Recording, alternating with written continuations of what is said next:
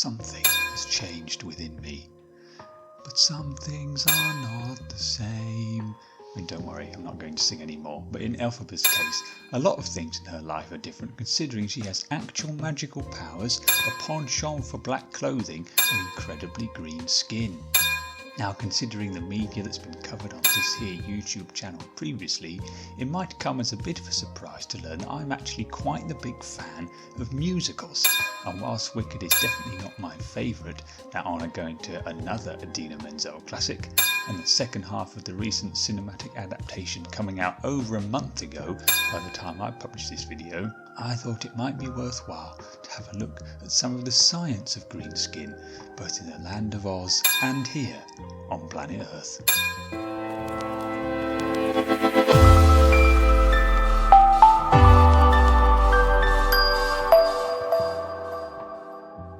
Many adaptations lead to many different stories as to the life of Elphelba Tropp, later to be known as the Wicked Witch of the West. So for this lecture I shall focus on what is seen in the Wicked musical, the recent duology of movies, and the 1939 classic, The Wizard of Oz. The complexity is indeed highlighted by just a brief visit to the Wicked Wikia, where the origins of Elphelba and other characters are thoroughly subdivided into the different media forms, much like the distinction between canon and legends in the Star Wars wikis.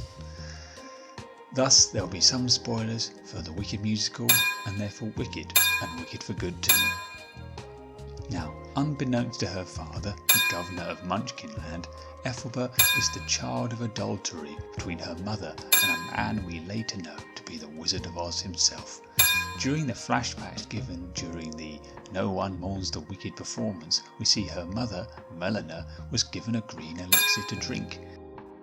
What follows is a night of passion between the pair, and presumably 9 months later, though I will admit to not knowing the gestation time of a baby in Ozfolk, Elphelba is born, and though is said to be the spitting image of her mother, there is one rather uncanny difference. Her skin is green. Pregnancy complications are something that has followed the Tropp family, however, as to try and prevent their second child from a similar affliction, Melina consumed ample amounts of milkwood flowers under the instruction of her husband. This unfortunately resulted in a premature, complicated birth of their second child, Nessa Rose, who was born with the inability to use her legs, and unfortunately, death of Melina herself. Elphelba's magical abilities manifest on occasion from her arrival. Indeed, from the moment of her birth she was capable of moving things with unseen force, and much to the chagrin of her father. While being bullied by a bunch of other children, a young Elphelba uses her magical powers to pick up and throw some rocks at these bullies, which causes Nessa Rose to cry. But she's ultimately crying because of the situation, disrupting some of this special time between her older sister and her as they bond about a book of the wizard. The governor admonishes Elphelba as the cause of her sister's upset, and situations like this would continue as the two sisters grow up. Now in their late teenage years, Nessa Rose is able to enroll at Shiz University, a university made up of 6 subject-specific colleges situated in the northern city of, quite unsurprisingly, Shiz.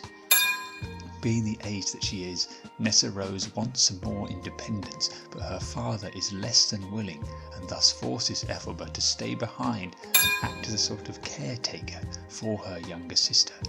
Due to some more magical mishaps, Madame Morrible, the head mistress of the college Crage Hall, allows Elphelba to become a student herself, and as a master of the mystic arts, she will take on this green-skinned future witch as her one and only student. It is during her time at university that Elphelba really begins to find who she is, finding an unlikely friendship in the prim and proper Galinda Arduena Upland, a potential love and love triangle in Prince Fiyero, as well as fully embracing her magical abilities. Yet what she still struggles to embrace is that green skin of hers, and continues to hope that assistance from the man she is yet to know as her father, Oz the Great and Powerful, will one day be able to solve this problem for her. Eventually that invitation to meet the wizard does come, but this is an interaction that will change her life forever, Of course, the wizard is just a travelling con man who happens to be stuck in Oz and has no magical ability of his own, and he plans to use Elphelba to make up for his quite significant shortcomings.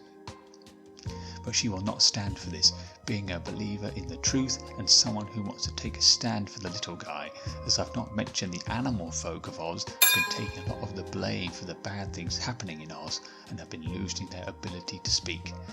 Thus she is cast out, branded as somewhat of a terrorist, and defies gravity to become the Wicked Witch of the West.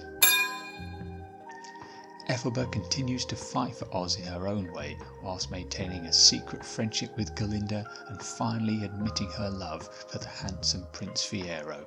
This is all until the small girl from Kansas is tasked by the wizard to kill her. And kill her she does with a bucket of water. Or does she? Maybe there is a small hatch that a green-skinned songstress could fit into. Who knows? But enough about the plot of Wicked. And what about that green skin of hers? As mentioned previously, it is portrayed to be as a result of complications during gestation by drinking that green elixir. There is unfortunately not a description of what goes into this elixir, and therefore it's impossible for me to begin to suggest any biological effects it may have on the partnership between the egg and sperm cells, but the effects of consuming something having less than positive impacts on birth happens fairly frequently in the real world, and thus we can use our science to come up with some hypotheses. A prime example of the negative effects of consuming a toxic substance when pregnant is fecal alcohol syndrome disorder, or FASD, and the severity of FASD is very much linked to the amount of alcohol consumed and when, with greater alcohol consumption leading to greater teratogenic effects and neurodevelopmental issues.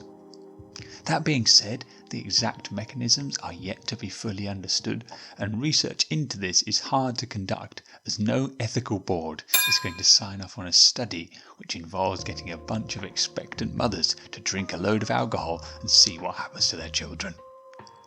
But from animal models, however, it's been suggested that it is the cranial neural crest cells that are damaged when exposed to ethanol, and it's this damage that results in the facial deformities associated with FASD.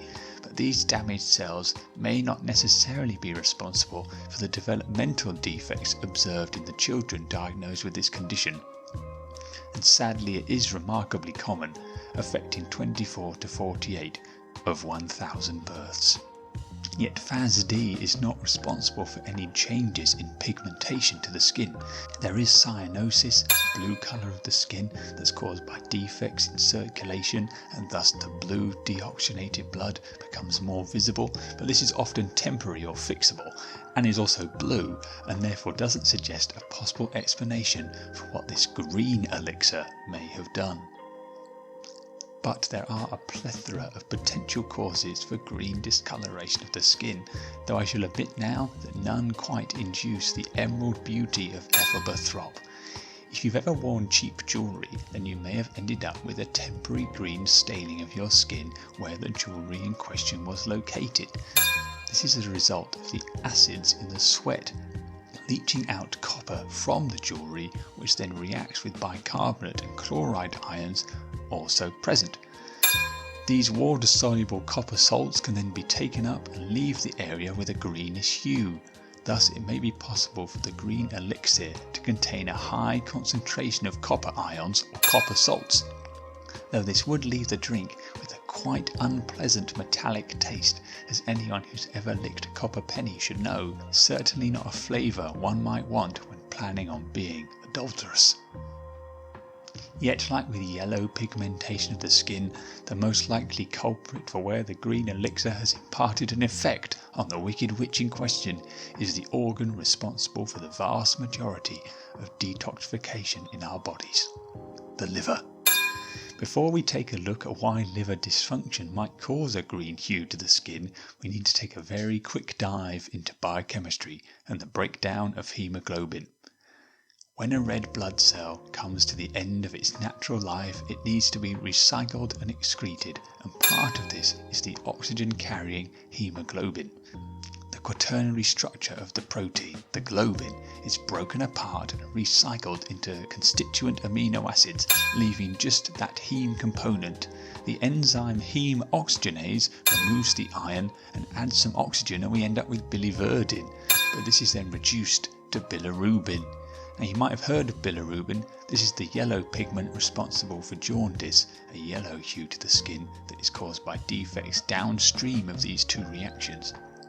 But hyperbiliverdinemia is a rare genetic condition highlighted by, as you may have guessed, increased levels of biliverdin in the blood due to mutations in biliverdin reductase that cause it to be considerably less functional.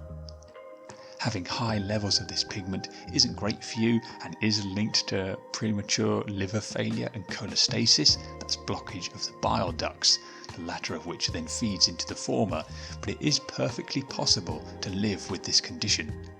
And therefore it's possible that this green elixir introduced some single nucleotide polymorphisms into the BVRA gene, mutating the enzyme, causing biliverdin buildup and therefore greener skin.